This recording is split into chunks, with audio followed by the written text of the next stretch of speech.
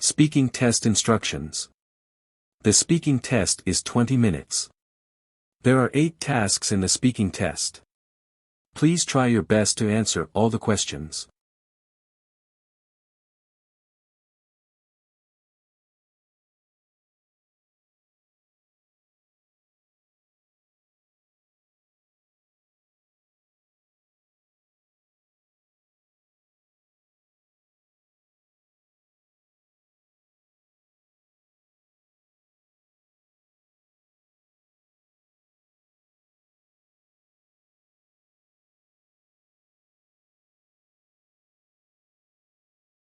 Start speaking now.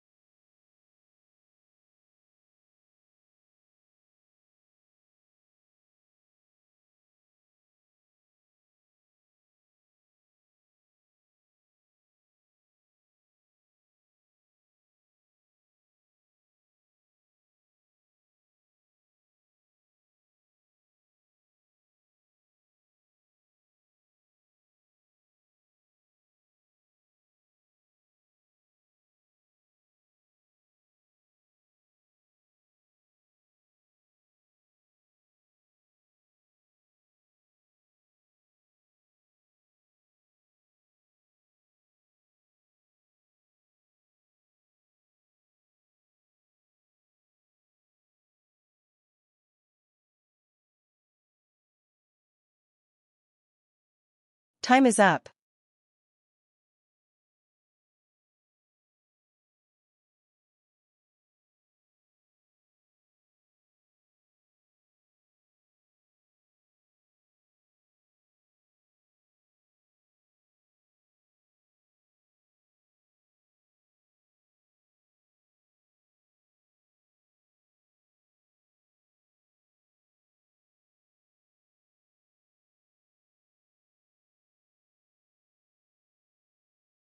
Start speaking now.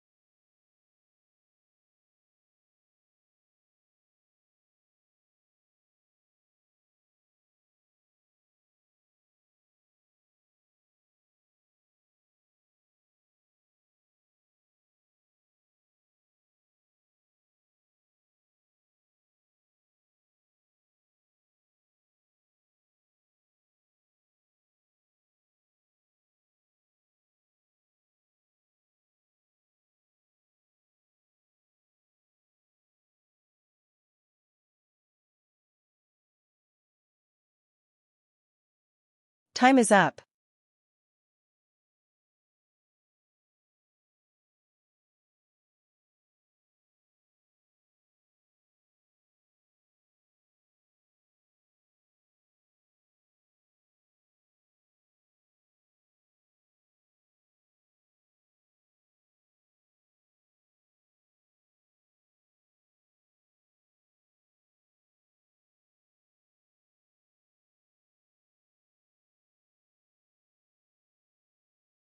Start speaking now.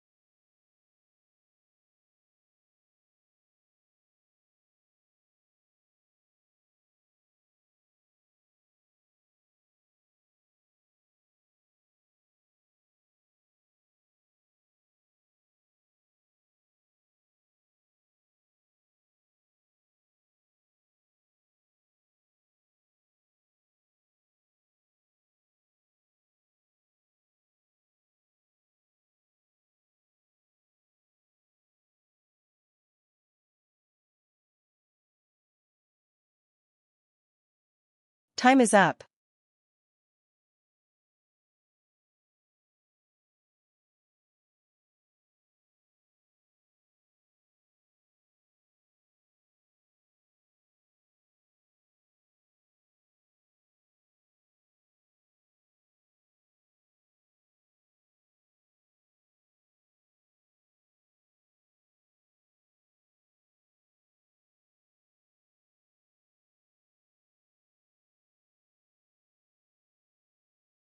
Start speaking now.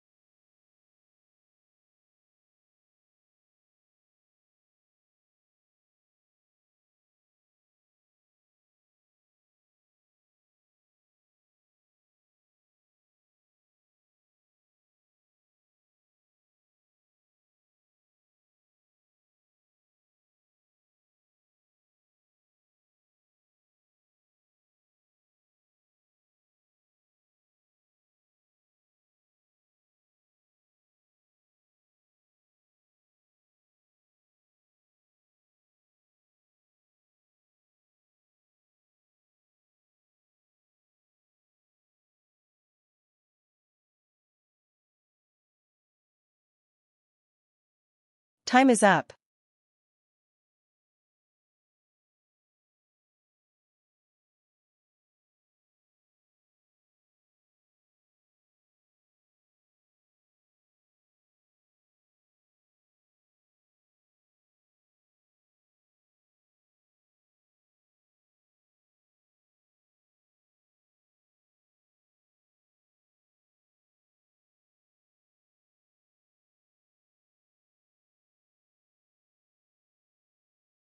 Start speaking now.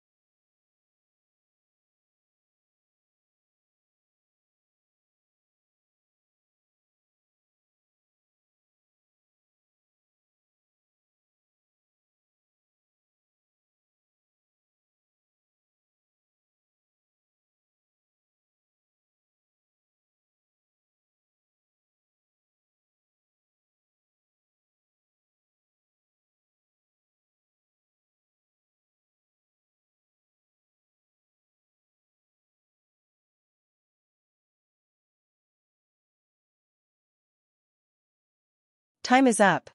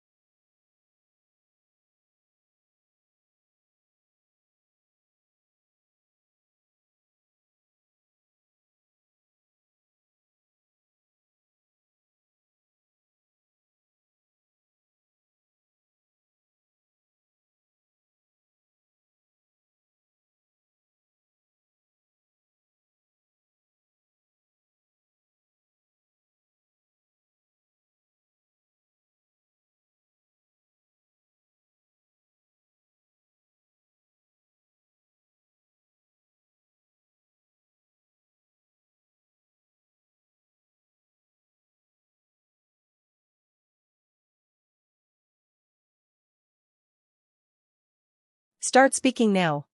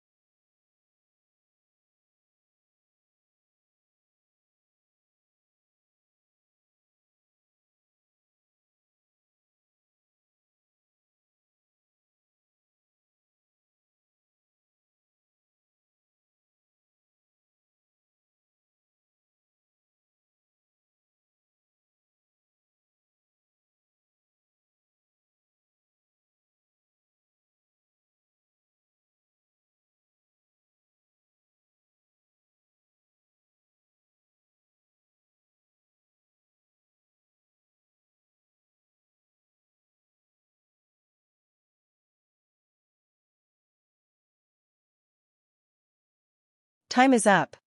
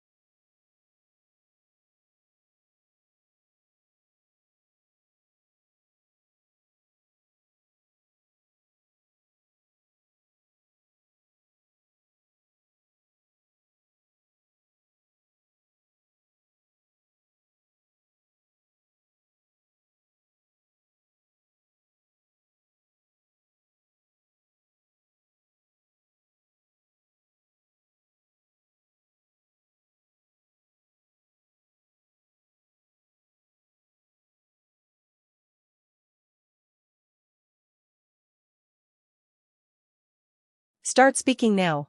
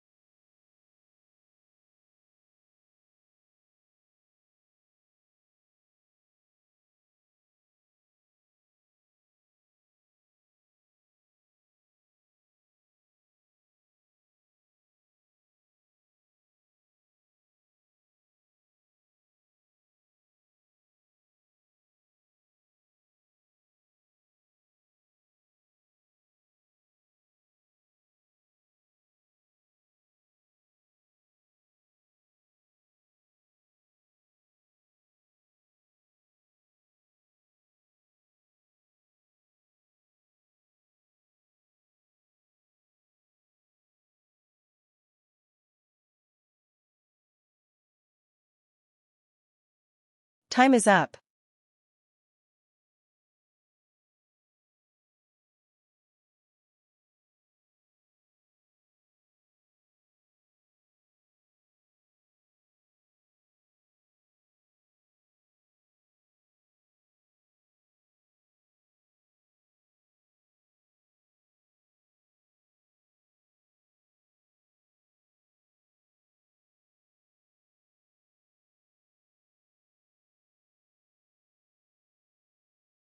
Start speaking now.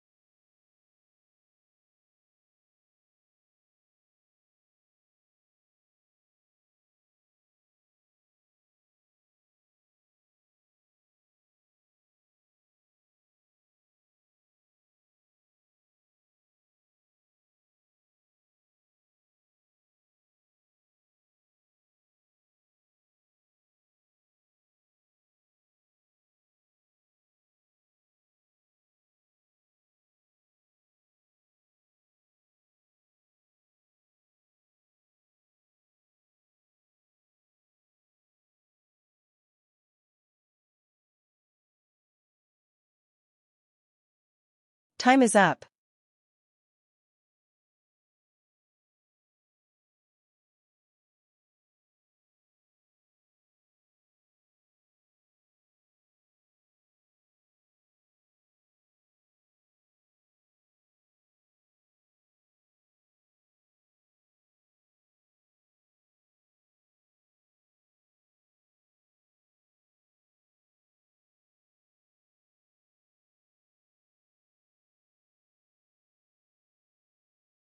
Start speaking now.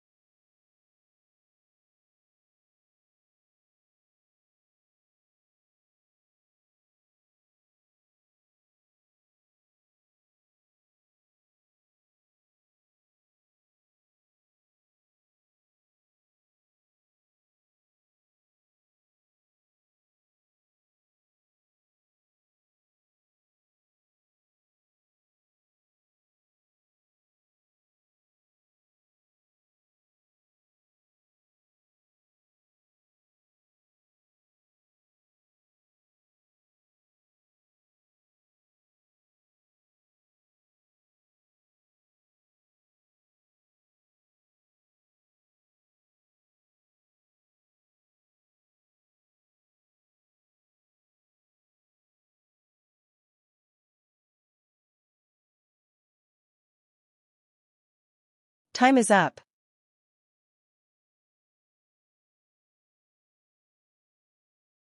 Hi Emily, I heard you're thinking about adopting a dog.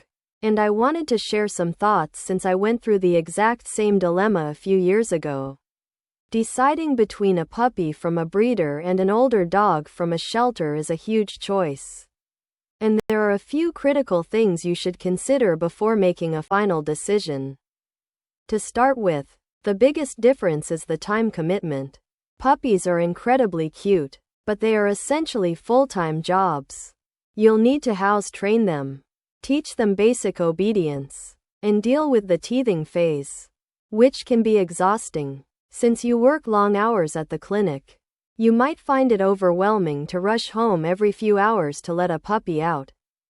On the other hand, adopting an older dog from a shelter often means they are already house-trained and understand basic commands. Their personalities are fully developed, so what you see is what you get.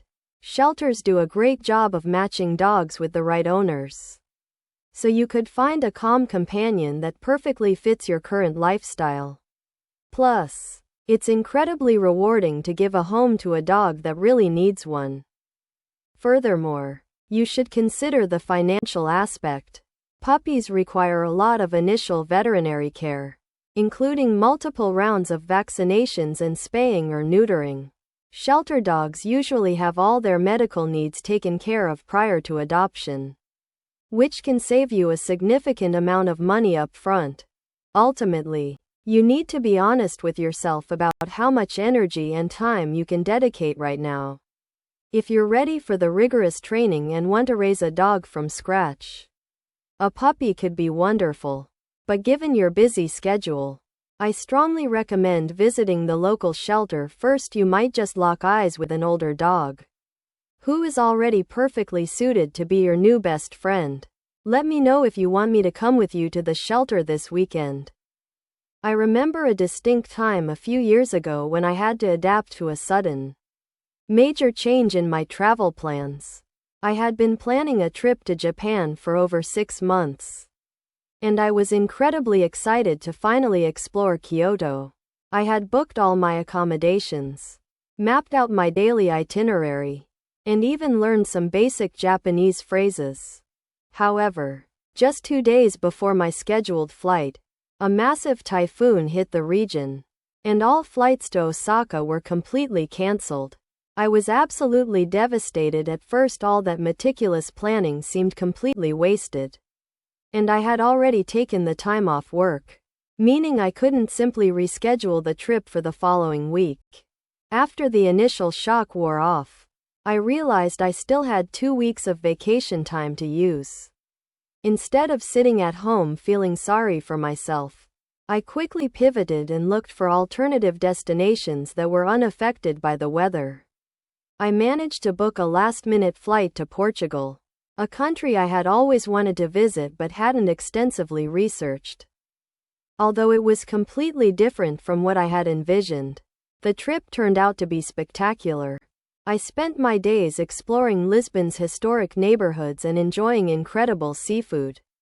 Looking back, I felt a strong sense of pride in my ability to remain flexible and turn a highly disappointing situation into an unforgettable adventure. This image displays a bustling and vibrant indoor farmers market, filled with various activities. In the foreground, the main focal point is a transaction happening at a produce stall. A vendor, who is wearing a green apron, is cheerfully handing a large brown paper bag overflowing with fresh leafy greens and vegetables to a smiling customer. However, while handing over the bag, the vendor has accidentally knocked a shiny red apple off the counter, and it is currently falling toward the floor. Just to the left of this stall, there is a potentially dangerous situation unfolding. A young child, standing on their tiptoes, is reaching up toward a high, precarious wooden shelf trying to grab a colorful glass jar of what appears to be strawberry jam. The shelf looks unstable and is leaning slightly. In the background, the atmosphere is lively. There is a street musician playing an acoustic guitar, sitting on a small wooden stool. A small crowd is beginning to gather around him to listen. One person in the crowd is enthusiastically clapping their hands to the rhythm, while another individual is reaching into their coat pocket, presumably to take out some money to tip the musician. Overall, it's a dynamic scene capturing the everyday energy of a local market. Based on the current events in this busy farmers' market, several things are likely to happen next. In the foreground, the bright red apple that the vendor accidentally knocked off the counter will hit the floor and likely roll away. The smiling customer will probably notice it, bend down to pick it up, and hand it back to the vendor, who will likely apologize for the clumsiness and offer a fresh apple as a replacement. Meanwhile, on the left side of the scene, the situation with the child reaching for the jam is quite concerning. Given that the shelf is already leaning, the child will likely bump it, causing the jars to wobble. I predict that the child's parent will suddenly notice this, rush over in a panic, and quickly pull the child away just before the jars topple over and shatter on the floor. In the background, the musician playing the acoustic guitar will finish his current song. The person clapping will likely applaud louder, and the individual reaching into their pocket will pull out a few coins or a bill and drop it into the musician's guitar case. The musician will smile and nod in appreciation before starting a new, upbeat tune, drawing even more people from the market to gather around and enjoy the performance.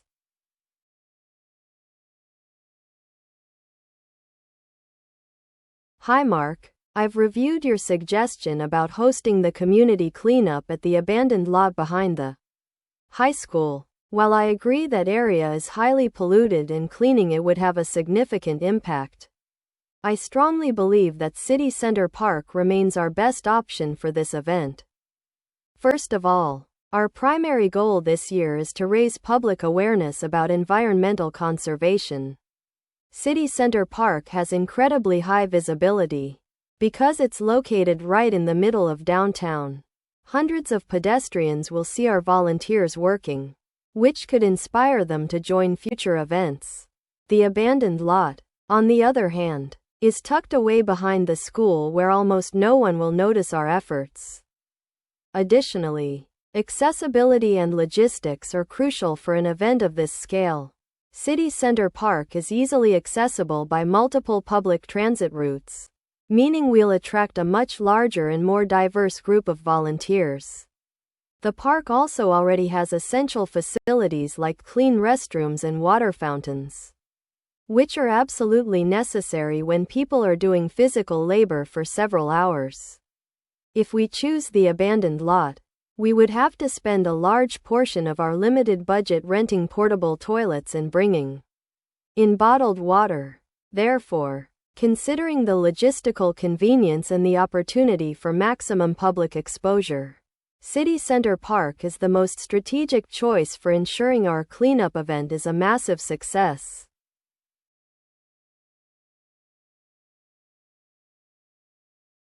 Hi Mark, I've reviewed your suggestion about hosting the community cleanup at the abandoned lot behind the high school. While I agree that it's a polluted area that could eventually become a community garden, I strongly believe that the Riverside Trail is the superior choice for our upcoming event. First and foremost, the Riverside Trail is dealing with an urgent crisis. Due to the recent flooding, the area is covered in dangerous debris and plastic waste that is actively threatening the local wildlife and washing into the river ecosystem. If we delay cleaning it, the environmental damage will only worsen.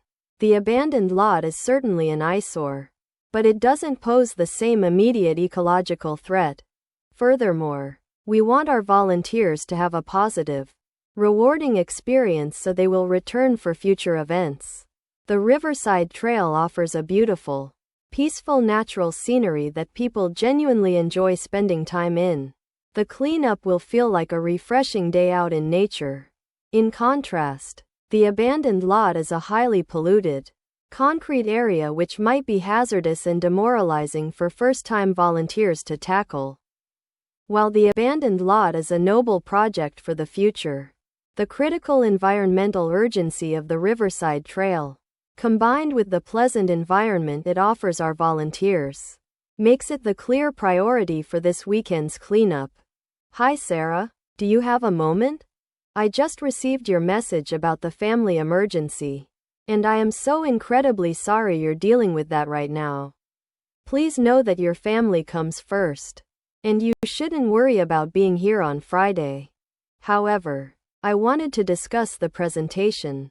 I know you asked me to present the project alone, but unfortunately, I have a critical client meeting scheduled at the exact same time. Our boss explicitly instructed me earlier this week that I cannot miss or reschedule this specific client meeting under any circumstances, as they are flying in from out of town. Because of this conflict, I physically cannot be in the conference room for the presentation. I was thinking, since we've already finalized the slides and the report, perhaps we could ask David from the marketing team to step in? He's familiar with the project and is an excellent public speaker.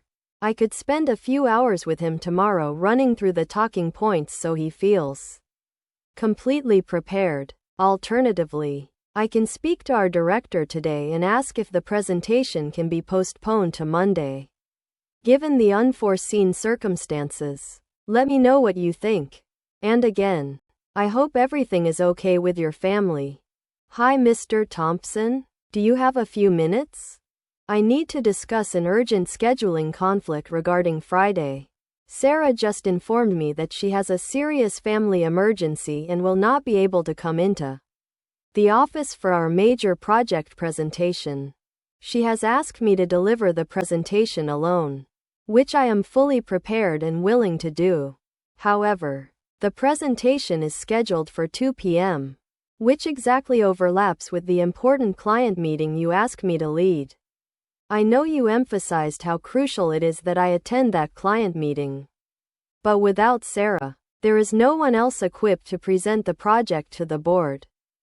Given the unexpected circumstances, I would like to request permission to see if we can push the client meeting back by just 2 hours to 4 p.m. This would allow me to successfully deliver the presentation to the board and then give the client my undivided attention immediately afterward. Alternatively, if the client's schedule is inflexible, perhaps another senior team member could initiate the client meeting until I can join them. I want to ensure both commitments are handled professionally, and I'd appreciate your guidance on how best to prioritize this.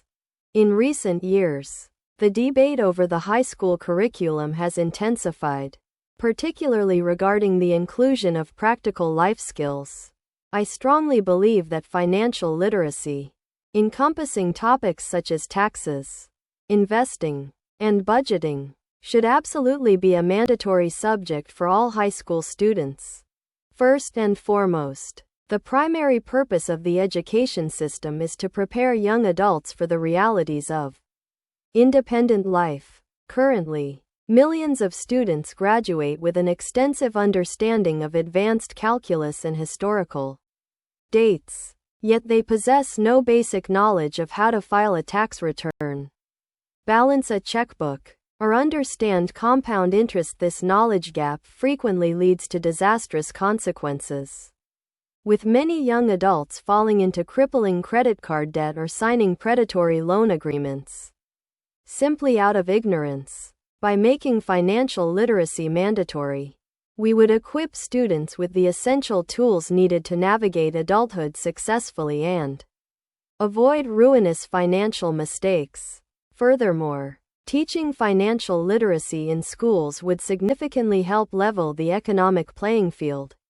Currently, financial management is primarily learned at home. Students from affluent backgrounds often receive valuable guidance on investing and wealth management from their parents, whereas students from disadvantaged backgrounds may not have access to that generational knowledge. Implementing a standardized curriculum ensures that every student, regardless of their socioeconomic background, receives a foundational understanding of personal finance, thereby promoting upward mobility and reducing systemic economic inequality. Admittedly, some critics argue that adding mandatory subjects places an unnecessary burden on an already packed curriculum and that parents should bear the responsibility of teaching these skills. However, as previously noted, not all parents are financially literate themselves, making this an unreliable strategy. The school system is the only institution capable of guaranteeing this vital education for everyone.